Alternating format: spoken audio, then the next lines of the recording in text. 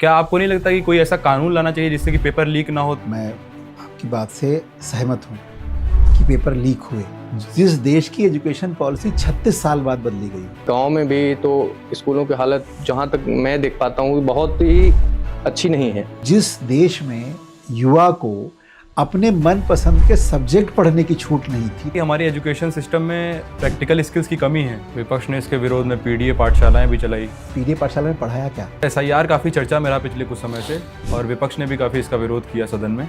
और हमारे मुख्यमंत्री जी खुद कह रहे हैं कि 2-3 करोड़ वोटर्स जो है लिस्ट से गायब हैं। बीएलओ कभी भी नाम काटता नहीं था लिस्ट से। 2010 के बाद से जो इंडिया का स्पोर्ट्स का बजट है वो 500 से 1000 करोड़ के आसपास है। एज कम्पेयर टू अमेरिका और चाइना हम बहुत ही पीछे हैं। भारत ने कभी ओलंपिक होस्ट नहीं किया। सर, आपने ग्रेजुएट्स की बात करी, तो आजकल हम देखते हैं बहुत सारे लोग ग्रेजुएट हैं, लेकिन हमारे सोसाइटी में अनएम्प्लॉयमेंट की समस्या बहुत ज़्यादा उभर कर आ रही है। तो सर, इसको टैकल करने के लिए आप लोग क्या कर रहे हैं और आप लोग की क्या पॉलिसीज़ हैं जो कि इसको टैकल करने के लिए काम कर रही है? देखिए, सरकार लगातार इसलिए प्रयासरत है कि कैसे निश्चित तौर पर मैं ये कह सकता हूँ कि हर ग्रेजुएट के पास या हर व्यक्ति के पास कोई ना कोई आय का साधन होना चाहिए उसका जीवन यापन करने के लिए। तो सरकार उसके लिए तो एक पक्ष है कि सरकारी नौकरी हो, दूसरा पक्ष है उसको प्राइवेट नौकरी हो, तीसरा पक्ष ये है कि उसको रोजगार के अवसर उपलब्ध हो। इन सब से परे वो लोग जो अपना पेरेंटल कुछ काम करते हैं थे उनके भी अवसर उपलब्ध हो। तो सरकार ने सब सेगमेंट्स के लिए अलग अलग योजना लेकर आई। मैं कहूँ कि सरकार ने जब से योगी आदित्यनाथ जी की सरकार बनी है, माननीय मुख्यमंत्री जी जब से हमारे प्रदेश के मुखिया हैं जो प्रदेश चला रहे हैं, तो हमने पिछले 8 वर्षों में जो भी नौकरियां दी हैं वो ट्रांसपेरेंट दी हैं। तो पहला पक्ष ये होता था कि जो भी व्यक्ति टैलेंटेड है उसका हक कहीं ना मारा जाए, तो वो प्रयास हमने किया। दूसरा, बाहर से हम इन्वेस्टमेंट लेके आए।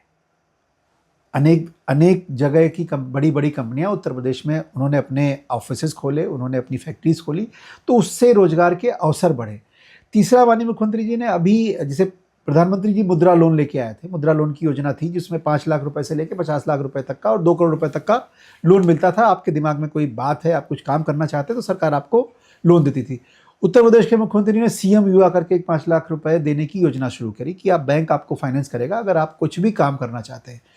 तो अभी 90,000 से अधिक लोग उस योजना में उत्तर प्रदेश के युवा लाभान्वित हो चुके हैं। तो और उसके अलावा ओडीओपी के माध्यम से जो स्किल लोग थे अपने यहाँ काम करने चाहिए, तो 1 डिस्ट्रिक्ट 1 प्रोडक्ट आया, जिसकी वजह से आप अपने क्षेत्र में रहते हैं, मान लीजिए कोई हरदोई का रहने वाला व्यक्ति है या बाराबंकी का रहने वाला व्यक्ति है, तो उसका ओडीओपी के माध्यम से जियो टैगिंग हुई, तो अपने यहाँ जो काम आप करना चाहते हैं उस काम को बड़ी आसानी से करते। तो हमने सभी एरिया में प्रयास करके लोगों के लिए उनके आय का कुछ साधन बने और युवा जो करना चाहता है अपने मन का काम कर पाए, जिससे जो कल्पना है कि हम अपने राष्ट्र को विकसित राष्ट्र की कैटेगरी में खड़ा करेंगे, क्योंकि विकसित राष्ट्र तभी होगा जब हम और आप सब विकसित होंगे। ऐसा नहीं हो सकता कि राष्ट्र विकसित हो जाए और अभिनव जी विकसित ना हो। तो विकसित की कल्पना तभी पूरी होगी जब सब विकसित हो। तो उस सबको समायोजित करके, जैसे कहते हैं ना, भारतीय जनता पार्टी कहती है पंथ के अंतिम व्यक्ति को न्याय मिले, पंथ के अंतिम व्यक्ति तक वो सारी योजनाएं पहुंचे, तो उसको भी उठाकर लाना है, उसको भी समाज की मूल धारा से जोड़ना है, उसको भी मूलभूत सुविधाएं उपलब्ध करानी। गांव में रहने वाले व्यक्ति को भी के पास भी अपना पक्का मकान हो, उसके पास शुद्ध पेयजल की व्यवस्था हो, उसके पास बिजली का कनेक्शन उपलब्ध हो, उसके घर में कोई भूखा ना सोए और उसके घर में एक रोजगार का कोई ना कोई साधन उपलब्ध हो। इन सब बातों को लेकर सरकार काम कर रही है। सर, अभी आपने बात किया कि पिछले 8 साल में जो पेपर्स हुए हैं काफी ट्रांसपेरेंट हुए हैं, बट मैंने कुछ डेटा निकाले जिसमें ये पता चला कि अभी 2024 में यूपी पुलिस कांस्टेबल की जो भर्ती आई थी उसमें 48 लाख बच्चों ने एग्जाम दिया था, जो पेपर लीक हो गया था। उसके बाद आरओ का काफी चर्चा में रहा कि वो पेपर लीक हो गया था फरवरी में जो हुआ था। UP TET 2021, UP board exam class 12th का। और इसके अलावा भी कुछ ऐसी नौकरियां हैं जो जिसपे लीक होते हैं पेपर, वो फिर कोर्ट में चला जाता है केस, उसमें बच्चे ओवर एज हो जाते हैं, उसमें भी एज रिलैक्सेशन नहीं मिलता, तो वो उसके लिए सरकार क्या कार्य कर रही है? देखिए, अभी मैं आपकी बात से सहमत हूँ कि पेपर लीक हुए और एक बड़ा माफिया नेटवर्क बना था जिसको सरकार ने तोड़ा है। सरकार नियम लेकर आई, कानून लेकर आई है कि जो इस तरह की करेगा उसकी संपत्ति जब्त से लेके वो, क्योंकि पहले क्या होता था पूर्ववर्ती सरकारों में, लोग पेपर लीक कराते थे, लीक कराने के बाद कानून के शिकंजे में फंसते नहीं थे, बच जाते थे, तो उनका मनोबल बढ़ा हुआ था। उत्तर प्रदेश में योगी आदित्यनाथ जी की सरकार में पेपर अगर लीक हुआ है तो सख्त कार्रवाई हुई है। सख्त कार्रवाई के साथ साथ तो पर्चा भी रद्द हुआ है। पर्चा रद्द होता, आपकी बात बिल्कुल सही है कि एज आगे चली जाती है। हमने 3 साल तैयारी करी, मैं आगे, तो इस बार अभी देखिए अपनी जो वैकेंसी आई है पुलिस भर्ती की, उसमें 3 साल का एज रिलैक्सेशन भी दिया गया है। तो सरकार बेसिकली जब संवेदनशीलता से काम करती है, और भारतीय जनता पार्टी की उत्तर प्रदेश की सरकार संवेदनशीलता के साथ काम करती है। हम लोग सबका दर्द समझ के उसका निवारण करने का प्रयास करते हैं। तो आपकी बात ये भी ठीक है कि पेपर लीक हुए हैं। पेपर लीक होने पे पेपर जिन लोगों ने लीक कराया उनके अगेंस्ट कार्रवाई हुई, सरकार का मत है। और धीरे धीरे इस नेक्सस को तोड़कर आगे आने से पुलिस की भर्ती हुई अभी 60,000 से अधिक भर्तियां हुई हैं। आप दिखाइए ना उसमें कहीं गड़बड़ी हुई हो, चर्चा करके देखिए लोगों से। जो 8 लाख लोग नौकरी पाए हैं उसमें किसी भी व्यक्ति, मेरा तो 7 जिलों का चुनाव क्षेत्र है, मुझे सबसे इंटरेक्शन करने का अवसर मिलता है, कोई व्यक्ति मुझे ऐसा नहीं मिला हो जिसने कहा हो कि मेरी नौकरी घूस देके लगी। तो जब आपकी नौकरी घूस देके नहीं लगी, जब आपकी नौकरी बेईमानी से लगी, आप मुस्कुरा रहे हैं तो मैं आपकी बात मान रहा हूँ कि ठीक है, गड़बड़ियाँ होती थी और सिस्टम ही तो है, और सिस्टम को सुधारने में समय लगता है। तो उस समय के तहत सिस्टम सुधरेगा। और जब दंड की प्रक्रिया मजबूत होगी कि आपने पेपर लीक जैसी माफिया जब खत्म होगा, ये देखिए नकल माफिया खत्म हो गया, भू माफिया खत्म हो गया, जब ये 2 माफिया खत्म हो गए तो तीसरा ये माफिया जो पेपर लीक वाला बचा है ना, ये भी माफिया जो है, माफिया शब्द उत्तर प्रदेश से खत्म हो जाएगा, ये तय है। सर आपने एक्शन की बात करी, जैसा कि आपने कहा पेपर लीक माफिया, आपने एक्शन की बात करी, तो अभी बुलडोज़र एक्शन की काफ़ी चर्चा होती है कि बुलडोज़र एक्शन डबल इंजन की सरकार लेती है। लेकिन सर क्या आपको नहीं लगता कि कोई ऐसा कानून लाना चाहिए जिससे कि पेपर लीक ना हो, तो बाद में एक्शन की ज़रूरत ऐसा ना पड़े, कोई कानून हमारे देश में आ जाए जिसका इम्प्लीमेंट अच्छे से हो जाए? अभी नया कानून आया, अब लॉ के विद्यार्थी हो, अभी कानून पिछले ही 2 सत्र पहले पास हुआ है जिसमें सख्त एक्शन की बात हुई। पहले तो क्या होता था कि 420 तक की धाराएं लग के और वो लोग छूट जाया करते थे, लेकिन अब इस तरह के जो पेपर लीक जैसी घटनाओं में बड़े सख्त कानून बनाए गए हैं। तो वो सख्त कानून जैसे जैसे लोगों को इम्प्लीमेंटेशन होता चला जाएगा, मुझे लगता है लोग डरेंगे, फिर इस तरह की घटनाएं धीरे धीरे खत्म होंगी। क्योंकि ये भी पता है, जैसे अब जनता को भी लग जाएगा कि नहीं, पेपर लीक वाला कोई आता है आपके पास कि हम आपका ऐसा करा देंगे, तो उससे लगेगा नहीं तुमको देने से क्या फ़ायदा है, पेपर तो लीक होने का अगर रिपोर्ट चली गई तो माननीय मुख्यमंत्री जी पेपर वैसे ही कैंसिल करा देंगे। जब पेपर कैंसिल ही हो जाना तो तुम्हारे साथ क्यों जाए। तो इसलिए युवा पढ़ेगा, मेहनत करेगा, जो मेहनत करेगा उसको पारदर्शी तरीके से नौकरियों के चांसेस रहेंगे उत्तर प्रदेश की सरकार में। सर अभी न्यू एजुकेशन पॉलिसी जो है वो लागू हो गई है पूरे देश भर में, और अगर हम देखें अपने देश का जो इंफ्रास्ट्रक्चर है वो उसके हिसाब से मुझे लगता है कि अभी वो रेडी नहीं है। अगर हम बात करें गांव में भी तो स्कूलों की हालत जहां तक मैं देख पाता हूँ बहुत ही अच्छी नहीं है। और बात करते हैं, और आज के टाइम में लोगों को अपडेट होना मतलब चाहिए कि एआई कैसे यूज हो रहा है और सारी चीजें, इसको पढ़ाने की वजह अभी हम लोग बेसिक शिक्षा में भी कहीं ना कहीं पीछे ही हैं थोड़ा। आप अपने सवाल का जवाब खुद ही ले आए। आपने कहा कि एआई होना चाहिए, एआई पढ़ना चाहिए। जिस देश की एजुकेशन पॉलिसी 36 साल बाद बदली गई हो, हमने उद्योग की पॉलिसी हम बनाते हैं, बदलते रहते हैं, हमने किसानों के लिए पॉलिसी बनाई, बट एजुकेशन पॉलिसी जो सबसे मूल थी उसको मोदी जी के नेतृत्व में 36 साल बाद बदला गया है। ये लेकिन पहले बदल देना चाहिए था। कैसे compete करोगे आप दुनिया से? हम वही सिलेबस पढ़ रहे हैं, हम वही तरीके पढ़ रहे हैं जो तरीके आउटडेटेड हो गए। सरकार ने पॉलिसी बदली, और नई एजुकेशन पॉलिसी को आप पढ़ोगे और समझोगे तो आपको ये लगेगा, जो मुझे लगता है व्यक्तिगत रूप से, कि इस पॉलिसी ने उड़ने के लिए पंख दिए हैं एजुकेशन इंस्टीट्यूशन से लेके बच्चों तक। पहले क्या होता था, मैं अपने उदाहरण लूँ अगर, तो मैं कहूँगा मुझे मैथ्स पढ़ने में अच्छी लगती थी, लेकिन केमिस्ट्री में मेरी रुचि नहीं थी। लेकिन मुझे अगर साइंस साइड पढ़ना है तो क्या करना था, तीनों लेना पड़ेगा साथ तीनों में। लेना ही केमिस्ट्री पड़ेगा। आएगा ही। एनईपी के आने के बाद क्या हुआ, आप अपने मनपसंद का आप अपने मनपसंद के सब्जेक्ट ले सकते हैं। तो जिस देश में युवा को अपने मनपसंद के सब्जेक्ट पढ़ने की छूट नहीं थी, तो आपको क्या लगता है कि पॉलिसी नहीं आनी चाहिए थी? जैसे बिल्कुल, लेकिन अभी भी कुछ आनी चाहिए थी। पॉलिसी आने के बाद क्या होता है कि एक सतत डेवलपमेंट की एक सतत प्रक्रिया है। पॉलिसी आई, पॉलिसी आने के बाद क्या होता है कि पॉलिसी के रूल्स बनेंगे, रूल्स बनने के बाद इंफ्रास्ट्रक्चर तैयार होगा। अब पिछले 7-8 वर्षों की कल्पना करो, आप अगर गांव की तरफ विजिट करने जाओ, मैं हम लोग को देखता हूँ गांव जाते होंगे ही। मैं भी सर गांव से ही बिलोंग करता हूँ। तो गांव में एक सबसे खराब सा स्ट्रक्चर दिखता था जब गांव के अंदर घुसने का प्रयास करते थे आप, तो वो प्राइमरी स्कूल होता था। अब जाके देखो, एक सुंदर बिल्डिंग जिसपे टेक्स्ट भी लिखा होगा कुछ, वो प्राइमरी विद्यालय है। प्राइमरी विद्यालय से आने वाला बच्चा आपको दिखता था कि मैले कुचैले कपड़े में नंगे पैर चला आ रहा है। हमारी सरकार में उसको यूनिफॉर्म भी दिया है, बैग भी दिया है, किताबें भी दी है। तो अब किसी भी कॉन्वेंट स्कूल के बच्चे से compete करते हुए बच्चे दिखते हैं।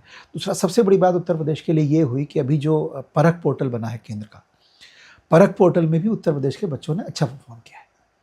लेकिन सर अभी रिसेंटली योगी जी ने जो बच्चों का स्कूलों का मर्जर कर दिया है कि जो स्कूल काफ़ी जिसमें जहाँ पे टीचरों की कमी थी या बच्चों की कमी थी, उसको एक जगह स्कूल कर दिया है उसका।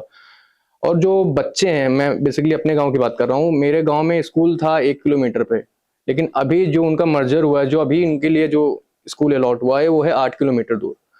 और वो गरीब तबके के ही बच्चे हैं, उनके पिताजी डेली वेज लेबरर हैं और उनको जाने में ट्रांसपोर्टेशन की बहुत असुविधा होती है सर। तो और इसमें सबसे ज़्यादा इस पे वो सबसे ज़्यादा जो लड़कियां बच्चियां हैं छोटी सी, उनको सबसे ज़्यादा दिक्कत आ रही है। देखिए, अगर 8 किलोमीटर कहीं दूर चला गया है स्कूल, तो आप मुझे बताइएगा व्यक्तिगत रूप से, तो मैं उसको कैंसिल करा दूंगा, क्योंकि सरकार की पॉलिसी में कहीं ये नहीं था कि 8 किलोमीटर दूर कहीं स्कूल कर दिया जाए। वो पॉलिसी में नहीं था, एग्जीक्यूशन में गड़बड़ हुई होगी। पॉलिसी में था कि मिनिमम 1-2 किलोमीटर के अंदर विद्यालय होना चाहिए, सबकी रीच में होना चाहिए। क्यों थी ये योजना? हमको बच्चे भी चाहिए पढ़ाने के लिए और पढ़ाने वाले टीचर भी चाहिए। तो हमने विद्यालय तो 10 खोले, 10 विद्यालय में एक शिक्षक दे दिया तो क्या होगा? एफिशिएंसी शायद थोड़ा कम हो। 10 विद्यालय में शिक्षक दे देगा तो 1 से 5 तक पढ़ाना है आपको, कैसे पढ़ाएंगे? उसके बजाय हम क्या करते कि हम ये करने की कोशिश कर रहे हैं, सरकार ये करने की कोशिश प्रयास में है कि हम मॉडल टाइप के विद्यालय तैयार करें, जिसमें टीचर भी हो, इंफ्रास्ट्रक्चर भी हो और बच्चे भी हो। हमने इंफ्रास्ट्रक्चर बना दिया, बच्चे नहीं हैं तो क्या करेंगे? बहुत सारे स्कूल ऐसे भी मर्जर में गए हैं जिनके यहाँ 2 ही बच्चे थे, 3 बच्चे थे। शिक्षा मौलिक अधिकार है, सबको मिलना चाहिए। और एनईपी के आने के बाद क्या हुआ कि हमारी क्लासेस फर्स्ट से पहले की बढ़ गई। तो बेसिक जो नीड थी आंगनबाड़ी ने पूरी करी, बाल वाटिका ने पूरी करी। तो बाल वाटिका, आंगनबाड़ी उस नीड को पूरा करे, फिर एक ऐसा स्कूल बने 4-5 किलोमीटर की परिधि में जहाँ पर सारी सुविधाएं हो बच्चे को, स्पोर्ट्स की भी सुविधा हो। अब एनईपी के आने के बाद क्या हुआ, मुझे वहाँ लैब्स भी चाहिए, क्योंकि मेरा मन अगर लगता है इलेक्ट्रीशियन का काम करने में तो मुझे बचपन से ही वो मिलना चाहिए ना मेरे स्कूल में। तो सरकार की जिम्मेदारी थी कि वो उसको देती। तो वो सब कुछ व्यवस्थित विद्यालय बने सरकार की पॉलिसी में, और मॉडल विद्यालय सरकार ने बनाने शुरू किए अभी। और जहाँ तक ट्रांसपोर्टेशन वाली बात थी, तो वो मॉडल्स, जब सरकार मॉडल स्कूल लेके आएगी तो ट्रांसपोर्टेशन को भी उसमें कवर करने का प्रयास कर रही है। तो ये धीरे धीरे चलने वाली डेवलपमेंट की एक प्रक्रिया है। जैसे जैसे ये आगे बढ़ता जाएगा, मुझे लगता है एजुकेशन में सुधार की आवश्यकता थी, इसीलिए सरकार ये सारे काम कर रही है। विपक्ष ने इसके विरोध में पीडीए पाठशालाएं भी चलाई और विधानसभा में भी ये मुद्दा काफ़ी हद तक उठाया गया। पीडीए पाठशाला में पढ़ाया क्या? अपने कुछ लोगों के नाम ABC में लिंक करके दिए, मैं लूंगा नहीं नाम, कि A फॉर एप्पल के बजाय A फॉर कुछ और बोल रहे थे, B फॉर कुछ और बोल रहे थे, C फॉर।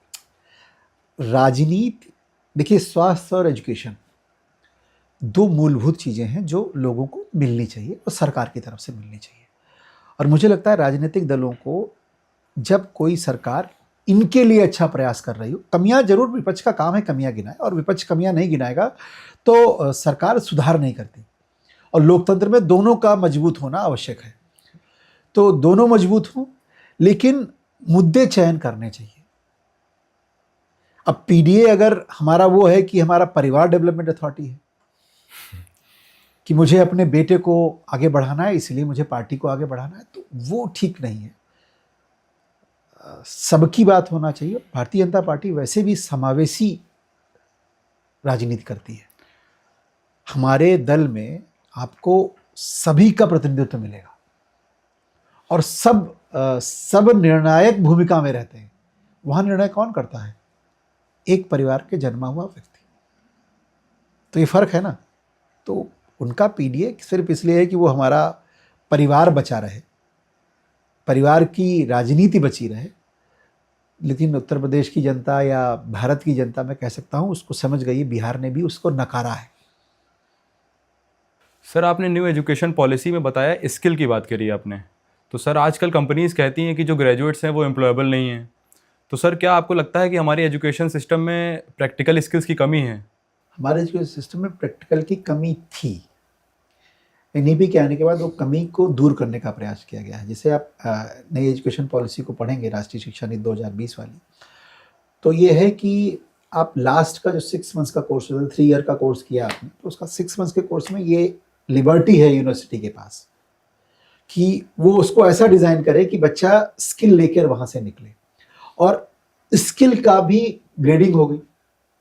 जैसे स्पोर्ट्स में आप प्लेयर हो गए तो क्रेडिट बैंक बन रहा है धीरे धीरे। मैंने कहा ना कि पॉलिसी इम्प्लीमेंटेशन चल रहा है, इम्प्लीमेंट होके अभी उस स्टेज तक नहीं आई कि मैं कह दूं नहीं राष्ट्रीय शिक्षा नीति पूरी तरह से लागू हो गई या पूरी तरह से वो इन्फोर्स हो गई। प्रोसेस में चल रहा है, तो लोग भी सीख रहे हैं। जो कमियां होंगी उनको भी सुधारते हुए हम लोग चल रहे हैं। स्किल को भरने के लिए ही राष्ट्रीय शिक्षा नीति है। जो लोग कह रहे हैं ना कि अनएम्प्लॉयबल यूथ, एक नया सब टर्मिनोलॉजी आ गई कंपनीज की तरफ से कि अनएम्प्लॉयबल यूथ मिलता है। आप अपनी डिमांड तो बताइए। हमारे युवा में के अंदर वो शक्ति है कि वो कुछ भी सीख के कुछ भी काम कर सकता है। तो वो सिखाने की जो क्षमता दी है वो NEP में आई कि आपको जो सिखाना है सिखाओ। आपको फोटोग्राफी अच्छी लगती है, घर वाले आपको जब तक ग्रेजुएशन पूरा नहीं करेंगे तब तक आपको कुछ करने नहीं देंगे। तो ग्रेजुएशन में अगर फोटोग्राफी का मार्क्स मिल जाएंगे आपको, तो आप अपना स्किल भी परस्यू कर सकते हैं और माता पिता की इच्छा भी पूरी कर सकते हैं कि भैया मुझे ग्रेजुएट होना है। तो वो सारी चीज़ें NEP पूरा करती हुई दिख रही है। सर, आपको MLC रहते हुए 5 साल हो गया और अभी अगला चुनाव 2026 में है, तो आपने 5 सालों में ऐसे कौन से 5 अलग काम किए हैं जो बाकी MLC से अलग थे? देखिए, मैं सबसे बड़ी बात तो मैं अलग MLC हूँ। मैं ग्रेजुएट्स का रिप्रेजेंटेटिव हूँ और मेरा चुनाव क्षेत्र 53 विधानसभाओं का है। 53 असेंबली कॉन्स्टिट्यूंसीज हैं और 13 पार्लियामेंट्री कॉन्स्टिट्यूंसीज हैं मेरे चुनाव क्षेत्र में। 7 डिस्ट्रिक्ट्स हैं। तो चैलेंज ये जरूर है कि कौन से ऐसे काम किए जाएं जो लोगों के लिए लाभकारी भी हों और वो विधायक निधि जो खर्च करने की परिव्यू होता है उसमें आए भी। तो हमने सोचा कि क्या करा जा सकता है। तो प्रधानमंत्री जी ने जलवायु परिवर्तन का विषय लिया, आपको याद होगा। तो सोलर एनर्जी पे तेज़ी से काम शुरू हुआ। शुरुआत में करता हूँ कि जब मैं MLC बना तो कोविड था उस समय। तो पहला जो मैंने रिमार्केबल काम जो कह सकते हो आप कि मुझे अवसर मिला जनता के मत से कि ऑक्सीजन की कमी से जूझ रहे थे सब। तो सरकारी अस्पतालों में ऑक्सीजन प्लांट, ये कोविड के टाइम की बात कर, कोविड के टाइम की सरकारी अस्पतालों में ऑक्सीजन के प्लांट लगने चाहिए थे। तो मेरा पहला निधि का जो इंस्टॉलमेंट आया उसमें मैंने प्रतापगढ़ में, रायबरेली में और लखनऊ में और सीतापुर में जो ऑक्सीजन के प्लांट की रिक्वायरमेंट थी, उसमें कहीं ऑक्सीजन की पाइपलाइन लगी, कहीं ऑक्सीजन का प्लांट लगा, कहीं वो आ रहा था ना ऑक्सीजन के प्लांट लगाने की बात, तो वो लखनऊ के अस्पताल में, तो ऐसे ही ऑक्सीजन के प्लांट से वो शुरुआत हुई। तो मुझे लगा कि ठीक है, ईश्वर ने एक अवसर दिया, मुझे जनता की सेवा का अवसर मिला। फिर सोलर की बात आती है, तो सोलर एनर्जी कैसे पॉपुलर हो लोगों के बीच में, रिन्यूएबल एनर्जी है, लोगों के बीच पॉपुलर नहीं थी, कैसे जाए, तो सबसे अच्छा माध्यम स्कूल हो सकता है। तो हमने रायबरेली डिस्ट्रिक्ट को चुना। रायबरेली डिस्ट्रिक्ट के सारे माध्यमिक के स्कूल, जो मतलब हाई स्कूल एंड इंटरमीडिएट के स्कूल थे, जो यूपी बोर्ड से थे, उनको हमने तय किया कि इनको सबको सोलर पे ले जाएंगे। तो एक प्रोजेक्ट रिपोर्ट बनी लगभग 4.5 करोड़ की। अब विधायक निधि में तो पैसा कम आता है, तो कैसे होगा अरेंजमेंट। तो मैंने CSR के लिए प्रयास शुरू किए। माननीय मुख्यमंत्री से मेरी चर्चा हुई, माननीय मुख्यमंत्री कहा ठीक है अवनीश जी, अच्छा है, करिए इसको। तो कुछ पैसा मिला CSR से, इंडियन ऑयल से मिला, गेल से मिला। तो बिल मिला के रायबरेली में लगभग हम 156 या 57 स्कूलों तक सोलर, जैसे उनकी जो रिक्वायरमेंट थी, किसी का 2 किलोवाट कनेक्शन है, किसी का 5 किलोवाट कनेक्शन है, किसी का 20 किलोवाट कनेक्शन है, तो वो पूरा हमने रिप्लेस किया सोलर के पैनल लगा के। नेट मीटरिंग नहीं थी पहले स्कूल्स में, तो जो हमारी पॉलिसी थी, सौर ऊर्जा नीति थी, वो नई सौर ऊर्जा नीति आई, तो उसमें हम लोग ये लेकर आए, आग्रह करके माननीय मुख्यमंत्री जी से और अपने रिन्यूएबल एनर्जी मिनिस्टर से, कि ये स्कूल्स को भी नेट मीटरिंग की सुविधा दी। क्योंकि प्राइवेट घर में आप सोलर प्लांट लगा रहे हैं तो आप नेट मीटरिंग मिल जा रही थी, बट स्कूल में लगा रहे थे तो नहीं मिल रही थी। तो नई पॉलिसी में वो इनकॉर्पोरेट किया। तो पॉलिसी लेवल पे एक डिसीजन इन्फ्लुएंस कर पाया मैं, मतलब उस डिसीजन में कि हाँ नेट मीटरिंग विद्यालयों को मिल जाए। वो हुआ तो वहाँ पर विद्यालयों में वो लगा। फिर हमने नेक्स्ट बाराबंकी और सीतापुर उठाया। तो अभी बाराबंकी में काम शुरू हो गया। बाराबंकी में भी करीब मुझे लगता है 20-25 स्कूलों में सोलर का पैनल लग गया है। तो ये एक ऐसा काम है जो कहा जा सकता है कि हो। दूसरा, अभी आज़ादी का अमृत महोत्सव शुरू हुआ। तो आज़ादी के अमृत महोत्सव में क्या हो सकता है कि हम राष्ट्रभक्ति की भावना को जागृत करें लोगों और स्ट्रेंथन करें। जागृत तो है ही, भारत का कोई भी नागरिक, मैं ये नहीं कहता कि राष्ट्रभक्त नहीं है। जहाँ राष्ट्र की बात आती है, राष्ट्र प्रथम वाली भावना से चलते हैं। तो 1090 चौराहे पे आपने देखा होगा एक बड़ा सा राष्ट्रीय ध्वज लगा है। जी जी, याद आ रहा है? हाँ हाँ अच्छा लगता है वो? हाँ, अच्छा तो देख के अच्छा लगता होगा, सेल्फी तिरंगा ही सर देख के इतना अच्छा लगता है। वो राष्ट्रध्वज मैंने अपनी विधायक निधि से लगाया। तो ऐसे ही सभी जिलों में ऐसे काम किए गए। फिर बच्चों का पढ़ने का विषय मेरा विषय है, तो लाइब्रेरीज में कुछ काम होना चाहिए। तो गवर्नमेंट की लाइब्रेरी हर जिले में होती है, शायद आपको भी नहीं पता होगा। मुझे इस बारे में बिल्कुल जानकारी। एक सरकारी लाइब्रेरी, राजकीय पुस्तकालय करके जिलों में होता है। तो जर्जर स्थिति में रहते थे जनरली, तो हमने हरदोई का पुस्तकालय जो था लाइब्रेरी, उस पर काम किया, उसको रिनोवेट कराया। और जैसा चाहिए आपको पढ़ने के लिए, कि केबिन बना हो, आपका AC लगा हो, वहाँ गर्मी ना लगे, तो वो सारी व्यवस्था शुरू हुई। और बाराबंकी की लाइब्रेरी में ऐसे ही विजिट करने चला गया, तो वहाँ 200 बच्चे पढ़ रहे थे, मुझे बड़ा अच्छा लगा। तो वहाँ उनकी जो उनको आवश्यकताएं थी, कंप्यूटर लैब बनाई गई, तो लाइब्रेरीज पे काम किया गया। तो दोनों लाइब्रेरी में काम किया। बाकी धीरे धीरे मैं प्रयासरत हूँ कि जो 7 जिले हैं, 7 जिलों की लाइब्रेरीज में वो अच्छा हो जाए। फिर एडवोकेट्स में, जैसे एडवोकेट हमारा मतदाता है कि सारे वकील पढ़े लिखे हैं, सब ग्रेजुएट हैं। और जब 5 ईयर लॉ नहीं करते हैं आप, 3 ईयर करते हैं, तो जब 3 ईयर लॉ पूरा करते करते हमारा ये क्वालिफिकेशन ही पूरी कर लेते हैं कि लॉ ग्रेजुएट किए हुए 3 साल पूरा हो जाए। तो हमारे पास 36 तहसील है। तो सारी तहसीलों में वाटर कूलर का प्रबंध करने का प्रयास किया हमने कि सारी तहसीलों में वाटर कूलर लग जाए। लखनऊ बार में या कुछ बार में जहाँ अधिवक्ताओं के बैठने के चैम्बर्स थे, उनको ठीक करा के, उनको AC करा के, मतलब एक ऐसा प्रयास कि इतने छोटे से पैसे को कैसे मैक्सिमम यूटिलाइजेशन किया जाए, और जो हमारा वर्ग, जो वर्ग है, जो हमारा मतदाता है, वहाँ तक कैसे पहुँचा जाए। तो ऐसे प्रयास मैंने कुछ किए। मुझे लगता है कि आपका सवाल का जवाब आ गया होगा। जी, जैसा कि आपने शुरुआत में बताया था कि ग्रेजुएट बहुत ही डाइवर्सिफाइड वर्ड है, और अभी आपने 5 काम भी अपने गिनाए जो कि आपने किए हैं। तो मेरा अगला प्रश्न ये है कि आने वाले चुनाव में ऐसे कौन से इश्यूज़ या मुद्दे हैं जिनको लेकर आप ग्रेजुएट्स के बीच में जाएंगे? देखिए, मुद्दे अभी सारे ख़त्म ही नहीं हुए। जहाँ से हमने शुरू किया था। हर ग्रेजुएट जब पढ़ के निकले तो वो जो करना चाहे वो कर ले। नौकरी करना चाहे तो उसके पास नौकरी का ऑप्शन होना चाहिए, वो रोजगार करना चाहे तो उसके रोजगार के अवसर सरकार के पास उपलब्ध हो। तो अभी मैं एक बिल पे काम कर रहा था, एक ड्राफ्ट बिल मैंने दिया है कि हमारी रिक्वायरमेंट क्या है आसपास की। जैसे मान लीजिए मैं लखनऊ रहता हूँ, तो लखनऊ में कुछ इंडस्ट्री आई, उस इंडस्ट्री में क्या रिक्वायरमेंट है, किस तरह की मैन पावर उनको चाहिए। अगर मेरा एजुकेशन इंस्टीट्यूट वो मैन पावर ट्रेन करके दे दे उसको, तो ये तो जो अनएम्प्लॉयबल यूथ मिलता है वो दर्द खत्म हो गया। दूसरा, ये बंदा जो पढ़ रहा था इसको तुरंत रोजगार के अवसर है, तो आप रोजगार करना चाहे तो करिए तुरंत। अगर आप हायर स्टडीज में जाना चाहते तो चाहिए। तो ये एक बचा हुआ सेगमेंट है जिसपे मैं और हमारी सरकार काम कर रही है। सर, आप क्रीड़ा भारती संगठन के प्रदेश अध्यक्ष भी हैं। सर, ये क्या संगठन क्या है और ये कैसे काम करता है? देखिए, क्रीड़ा भारती संघ का एक अनुसांगिक संगठन है, राष्ट्रीय स्वयंसेवक संघ का एक अनुसांगिक संगठन है जो स्पोर्ट्स के क्षेत्र में काम करता है। जो खिलाड़ी हैं, खेल प्रेमी हैं, या खेलों के लिए जो भी इंफ्रास्ट्रक्चर की आवश्यकता है, खेल में क्या होना चाहिए, खेल की नीति पारदर्शी बने, लोग आनंद फिटनेस के लिए भी खेलें। जैसे कि हमारा सूत्र वाक्य है, क्रीड़ा के माध्यम से चरित्र का निर्माण और चरित्र के माध्यम से राष्ट्र का निर्माण। और जो भी आनंद के लिए खेलता है हमारे पास है। आप फिट रहेंगे, आपका फिटनेस लिए अच्छा होगा, मतलब आप फिजिकली जब फिट होते हैं तो आप मेंटली भी फिट रहते हैं। तो वो एक ध्येय वाक्य के साथ हम लोग चलते हैं। और बेसिकली जहाँ कमी रहती है, जैसे बच्चे खेलने वाले हैं, उनके पास ग्राउंड नहीं है, तो क्रीड़ा भारती कार्यकर्ता मिल के उनको ग्राउंड उपलब्ध खेल कराते के हैं। क्षेत्र में तो सर बहुत कमी है। जब नहीं, खेल के क्षेत्र की कमियां हमने पिछले 10 वर्षों में बहुत काम किया है। और मैं कहता हूं कि अगले आने वाले 12 वर्ष स्पोर्ट्स के ही हैं।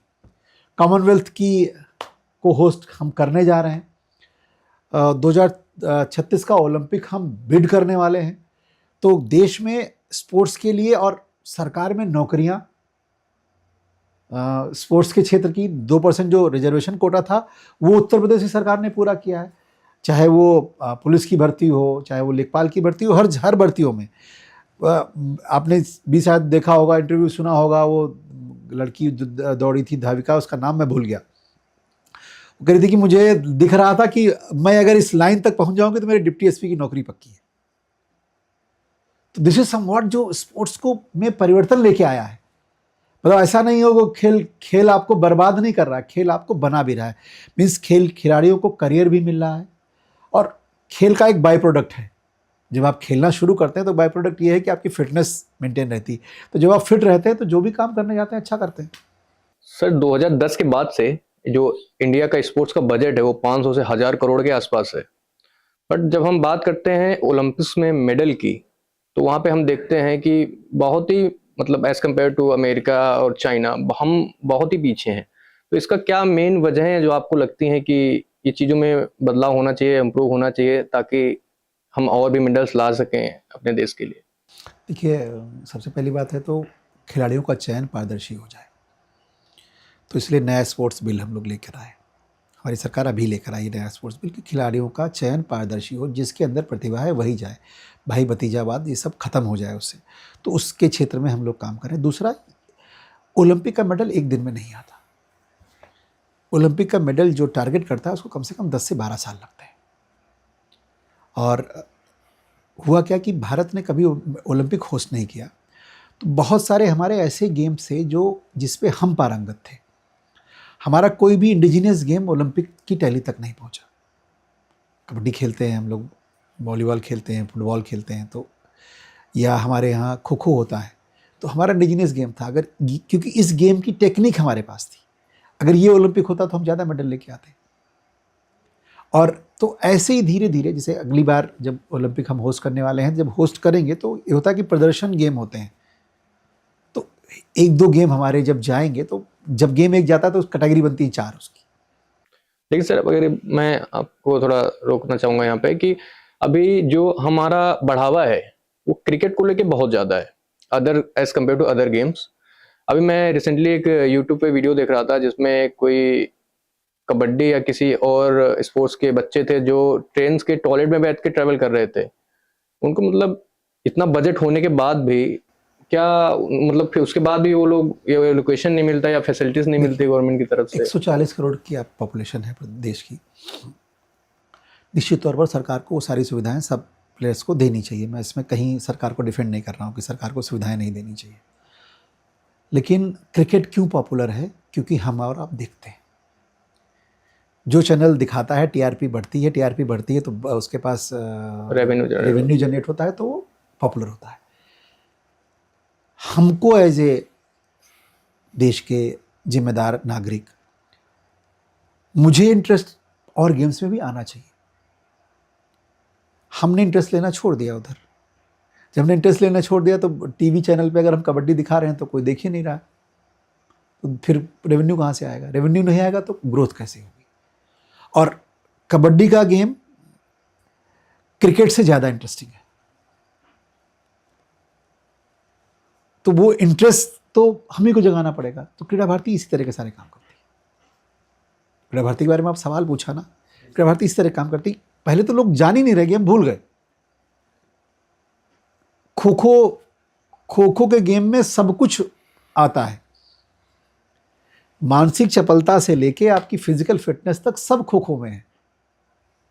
खो खो नहीं दिखा लोगों को, दुनिया को दिखा ही नहीं, दुनिया को दिखा नहीं, दुनिया उसकी खूबी नहीं जानती, तो वो दुनिया तक ले जाना पड़ेगा। और हम सबको मिलकर इन सारे स्पोर्ट्स पे बातें करनी पड़ेंगी, लोगों को दिखाना पड़ेगा, लोग खेलना शुरू करेंगे।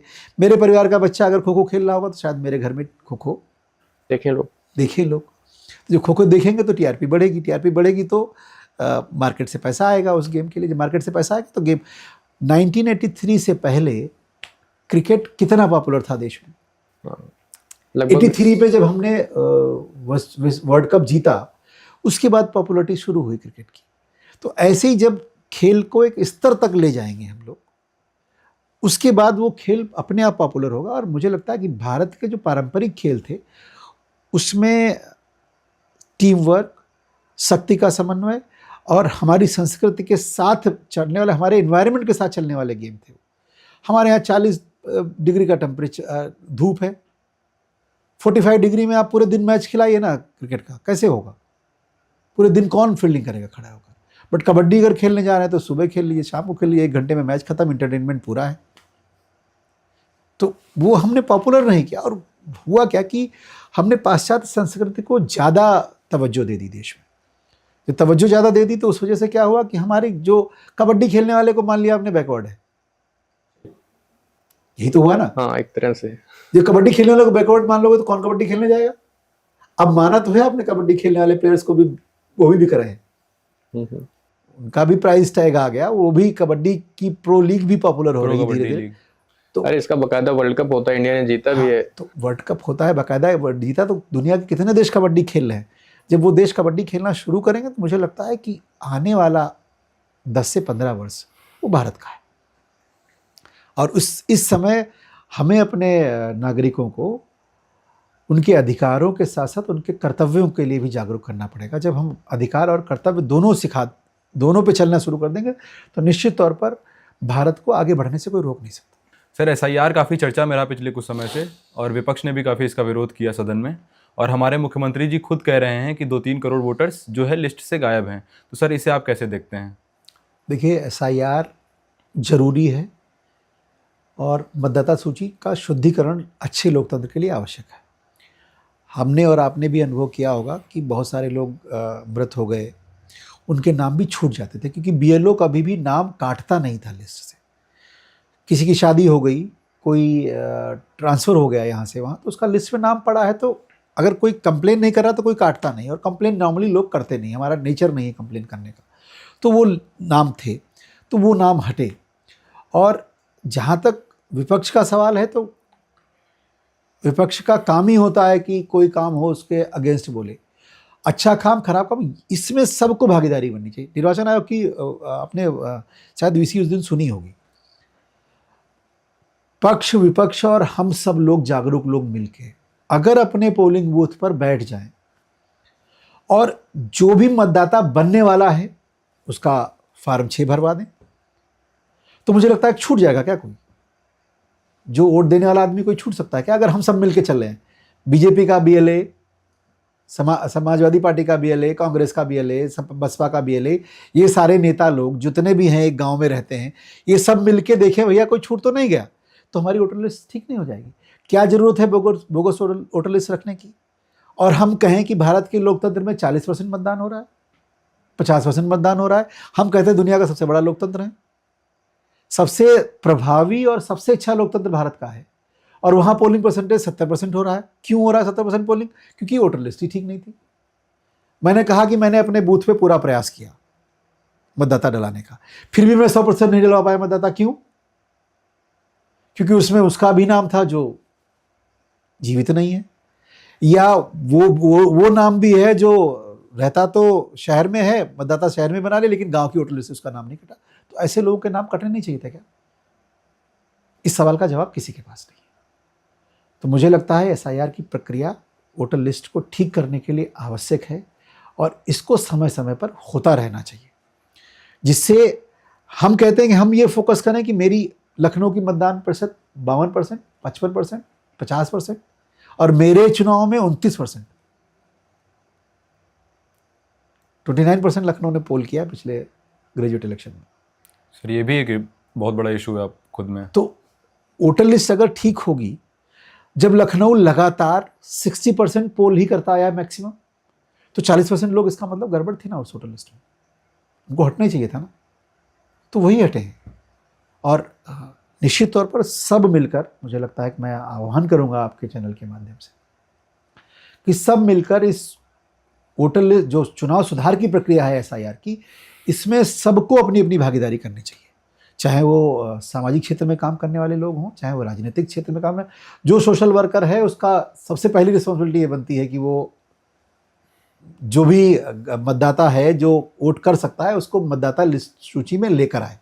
राजनीतिक दलों का तो स्वार्थ भी है इसमें कि वो भी अपने सारे मतदाताओं को इस सूची में लेकर, जब सब मिलकर इस काम को करेंगे तो मुझे लगता है एक अच्छी वोटर लिस्ट बनेगी, और अगले चुनाव में हमारा पोलिंग परसेंटेज 95-96% रहे, ऐसी मतदाता सूची बननी चाहिए। सर सबने यही बोला कि इसमें भाजपा का स्वार्थ है, क्योंकि जल्दी जल्दी करवा ले रहे हैं, और उसके बाद कुछ प्रेशर हुआ तो टाइम बढ़ाया भी गया था, एक्सटेंड भी किया गया था। और सर ये भी है कि उस जल्दी जल्दी कराने के चक्कर में कितने बीएलओस का, कितने ने सुसाइड कर लिया, कितने परेशान थे।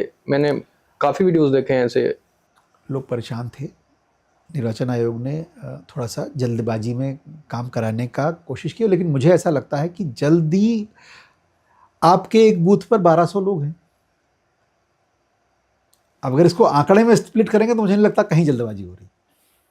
बोलने में तो लग रहा है कि जल्दबाजी हो रही है, अरे मार्क क्या करना था, 25 करोड़ पॉपुलेशन है और 14 करोड़ वोट बनने थे, लेकिन उस जगह पे कितने लोगों की जिम्मेदारी थी? 1200 वोटर्स की। 1200 वोटर्स में परिवार, मतलब हमने एवरेज लगाया 4 का भी, तो 300 परिवार हुए। 300 परिवार में किसी व्यक्ति को जाना था तो कितने दिन लगने वाले थे? 10 दिन, 15 दिन, 20 दिन, महीना भर, 1.5 महीना। तो ऐसे अगर कैलकुलेट करेंगे तो कहीं कम नहीं है। सर लेकिन जो वेस्ट बंगाल से वीडियो निकल कर आता है कि बीएलओ सुसाइड कर लेता है, एक सुसाइड नोट भी मिलता है सर, उसने काफ़ी ज़्यादा दुर्भाग्यपूर्ण है, इतने कहूँगा मैं, दुर्भाग्यपूर्ण है। सर ये छप्पर के नीचे शिक्षा और उसके जल जाने की क्या कहानी है, क्योंकि बहुत ही चर्चा होती है इस बात की। ये मेरे समय की बात नहीं है, हो सकता है उस समय मेरा जन्म भी नहीं हुआ।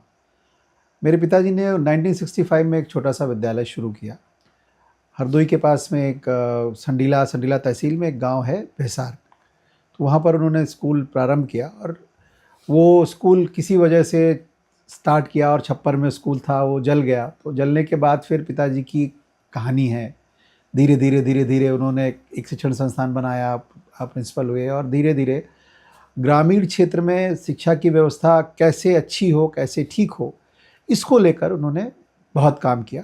तो वही मेरे जन्म के बाद, जैसे बचपन से देखता आया कि मैं कैसे शिक्षण संस्थान बनते हैं, लोगों के लिए कैसे काम करना है, किसको क्या आवश्यकता है, और हम कैसे समाज के एक अग्रणी पंक्ति में खड़े हुए व्यक्ति की तरह उनकी मदद कर सकते हैं, उनके साथ जुड़ सकते हैं। तो वो बचपन से देखता आया। तो वो चूँकि शिक्षा एक ऐसा क्षेत्र है जो जीवन में परिवर्तन लाता है।